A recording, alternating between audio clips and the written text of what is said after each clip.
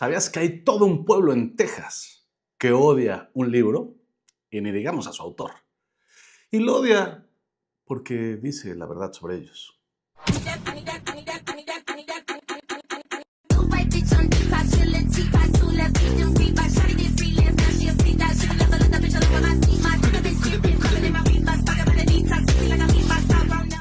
Friday Night Lights está repleto de gloria, de racismo y del camino del héroe que desecharon. En medio del desierto tejano hay un estadio para 20,000 personas. Un estadio de fútbol americano. Esto es lo que dice el autor en su libro. Al girar de nuevo, dirigirse hacia el norte por Grandview, de vuelta a esas llanuras, sientes que conduces hacia el extremo insondable de la tierra y entonces surge de la nada dos enormes laderas de hormigón con un campo hundido entre ellas. Mirando hacia esas filas que pueden acomodar a 20,000 personas, te preguntas ¿cómo será un viernes por la noche cuando las luces están encendidas y el corazón y el alma del pueblo se derraman sobre ese campo a través de llanuras infinitas? El escritor ganó un Pulitzer antes de escribir este libro. Lo curioso es que ese estadio en medio del desierto para 20,000 personas es para un equipo de fútbol americano de preparatoria.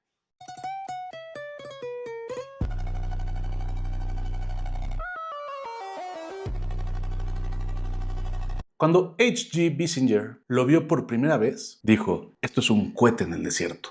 Y todos pensaron lo mismo cuando arribó a Odessa para recabar información sobre su nuevo libro. El libro que estaba escribiendo, que estaba gestando. Incluso él pensó lo mismo. El propio escritor, los jugadores, los dueños, la preparatoria, la gente del pueblo, la familia del autor que se mudó allí junto con él durante un año. Todos pensaron que Bissinger estaba ahí para narrar la típica historia americana del pueblo chico que vence a los grandes. Pensaban que era una historia de gloria deportiva. Nadie sabía que el autor estaba ingresando a una historia de racismo, obsesión absoluta y traición. Lo peor de este libro es que todo es verdad. El propio autor, después de los acontecimientos que surgen a raíz de la publicación y el éxito del libro, declara que él llegó con el afán de contar sobre la belleza de la pasión deportiva, del impulso de un pueblo con una identidad que se batía entre la ondita petrolera y la ondita deportiva. Prácticamente no había nada más importante en Odessa.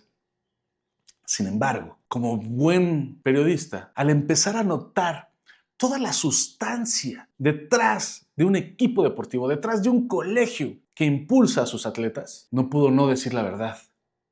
Y esto le costó caro. Bissinger no era cualquier periodista o escritor. Había ganado un premio Pulitzer. Y con esa vena periodística, con ese olfato informativo, movió a toda su familia, convenció a la gente del pueblo y vivió allí durante un año, toda una temporada. Allí, el equipo era religión.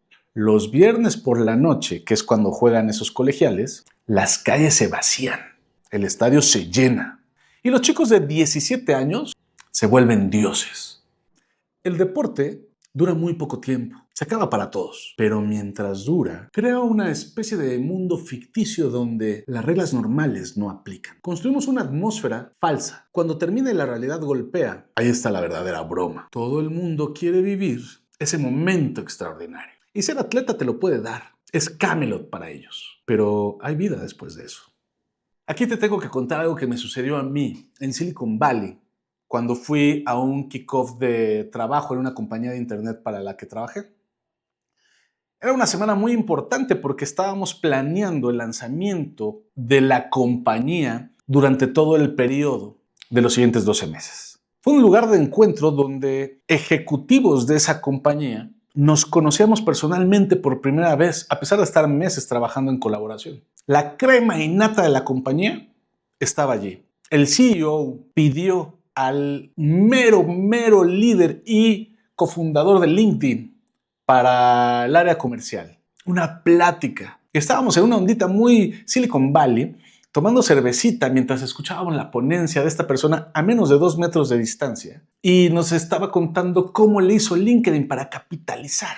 En medio de esa atmósfera, ya en la tarde-noche, la oficina se volvió un desierto. Nos bajaron a todos al bar y todo se pausó para ver unas eliminatorias de colegiales. Silicon Valley estaba en pausa. Nuestro kickoff se detuvo. Cuando yo leo Friday Night Lights, recuerdo ese momento donde la Tierra se detiene para ver qué pasa en 4/4. Bissinger no fue a ver partidos, no documentó anotaciones. Fue a vivir ahí, a sentarse en sus mesas, a escuchar lo que se decía cuando no había cámaras. ¿Y qué encontró? Lo que halló no fue épico, fue inhumano. El primer hallazgo fue que la educación no importa. La solución al problema de los bajos rendimientos académicos fue un nuevo sistema de calificaciones que buscaba mantener a los estudiantes en la escuela y mejorar su autoestima. Más allá de estos objetivos, también tenía un propósito inmediato: reducir la altísima tasa de reprobación, que ya era una vergüenza para la escuela y el consejo académico. El sistema daba el mismo peso a la participación en clase, que para algunos maestros era simplemente asistir, porque ¿cómo se mide la participación? Las tareas, los exámenes y un examen final cada 6 semanas. Un estudiante podía reprobar todos los exámenes, incluido el final, y aún así aprobar la materia. Había habido un recorte de $600,000 al presupuesto académico. Sin embargo, se gastaron $40,000 en una vajilla de porcelana para un banquete del equipo.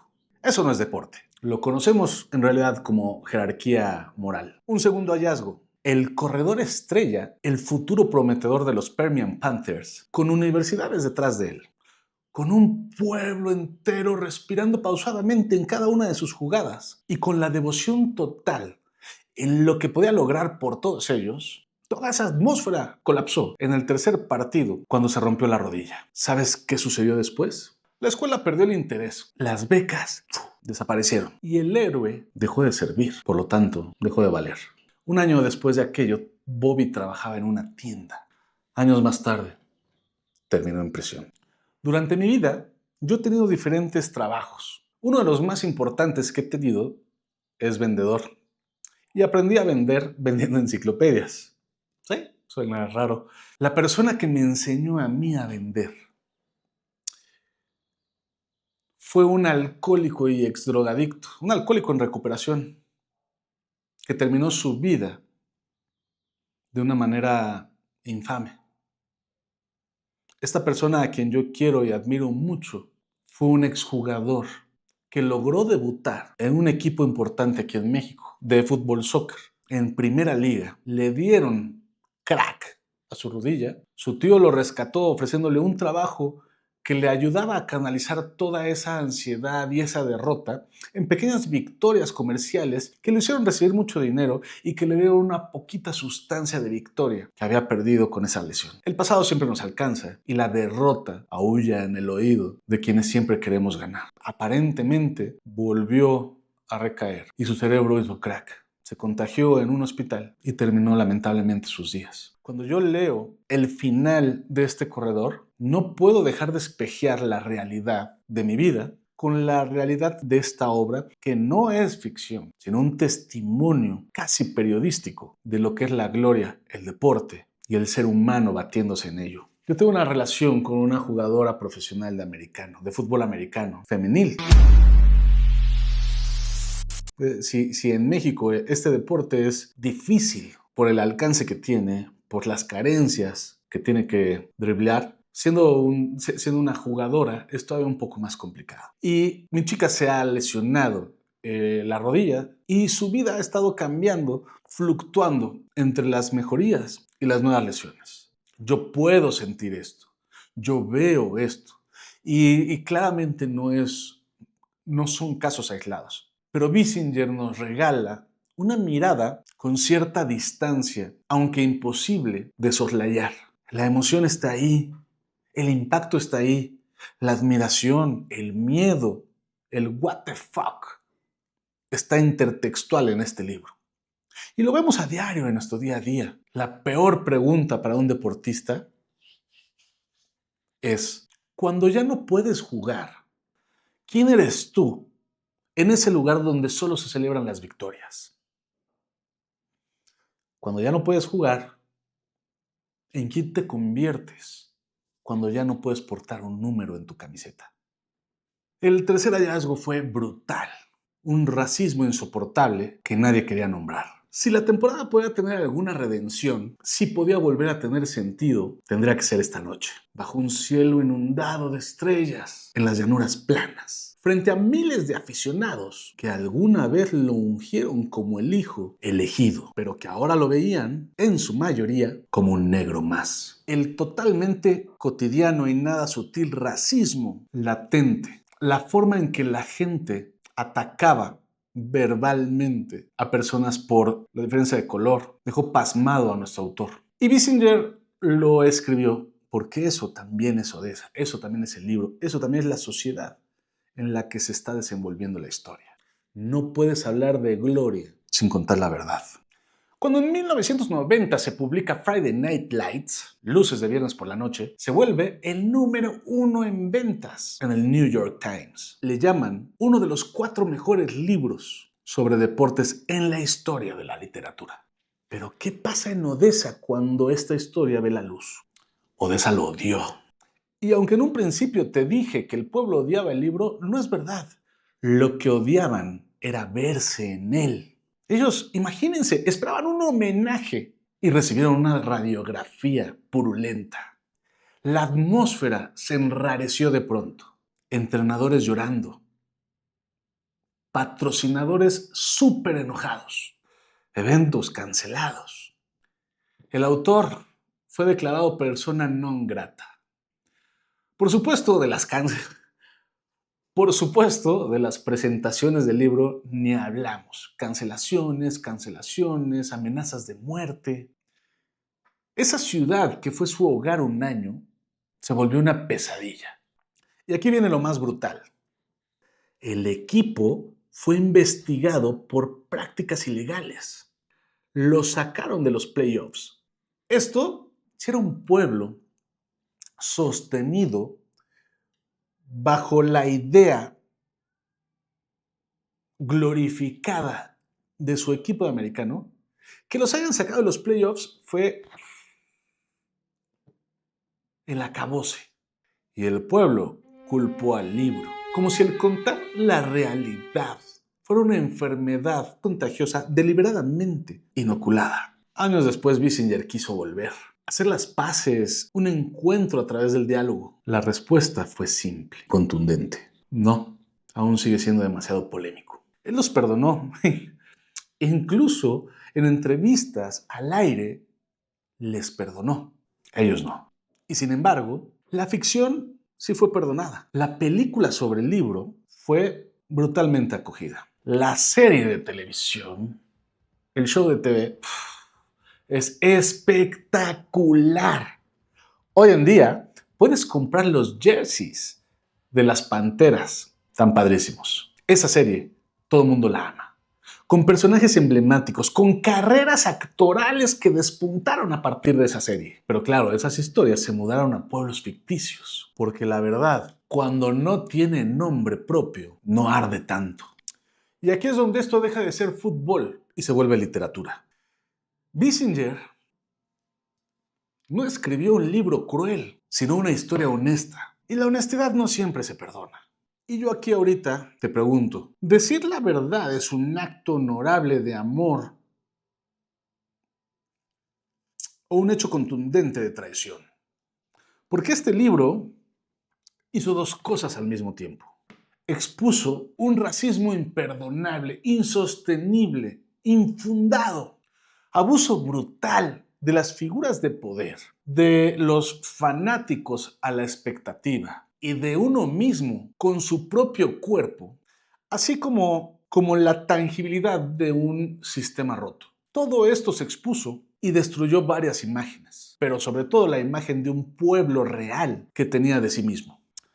Hay comunidades que prefieren la mentira que una verdad que te arrincone en la necesidad de cambiar o la de asumir tu vileza. Bissinger después escribió sobre Bobby Marks. Quiso corregir, quiso explicar. Lanzó un ebook Bobby nunca lo leyó. El deporte entonces por fin quedó relegado y la cualidad humana salió para bien y para mal. Se dio cuenta de que vivía atormentándose por todo el tiempo, y admitió que parte del problema en el partido contra Carter había sido su propia falta de confianza. Sabía por qué era así. Ese era el precio de haberse cuidado tanto desde que era niño. Nunca he arriesgado nada en mi vida, dijo. Necesito correr desnudo frente al tráfico y que me arresten.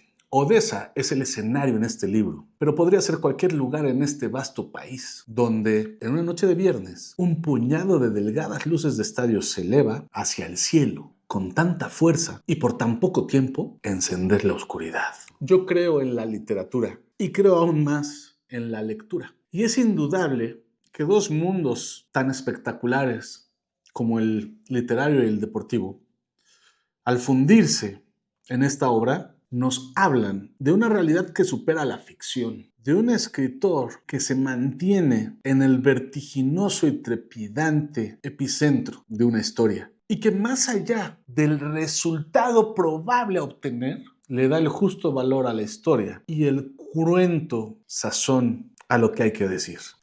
Sin duda es un libro para tener en cuenta, no solo por lo que nos dice, sino por el valor literario, el accionar de escritura y el impacto que tiene en tantos sentidos. Desde la narración informativa hasta la capitalización de una sociedad que absorbe el contenido y lo vuelve un espectáculo de TV. Yo amo esta historia. Si llegaste hasta acá, te pido, por favor, que te suscribas y que me dejes en los comentarios sobre qué libro te gustaría que ahondáramos y juntos construyamos este canal.